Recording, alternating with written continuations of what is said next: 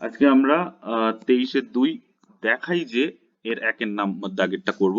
অঙ্কটা খুবই সোজা, কিন্তু আমরা যেহেতু প্রত্যেকটা অঙ্ক করে দেখাচ্ছি তাই আমরা এই অঙ্কটা এখানে করব।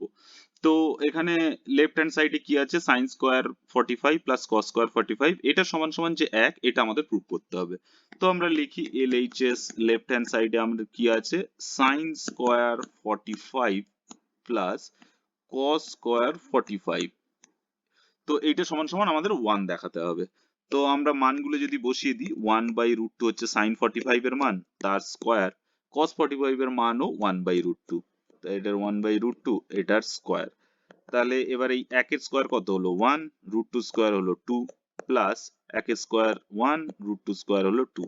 এটাকে যোগ করলে নিচে 2, উপরে 1 প্লাস 1, তাহলে কত পড়ে রইল 2/2 সমান সমান 1। এটাই তো আমাদের রাইট হ্যান্ড সাইড, তো এটা সমান সমান RHS। তাহলে এটা হয়ে গেল প্রমাণিত বা প্রুফড।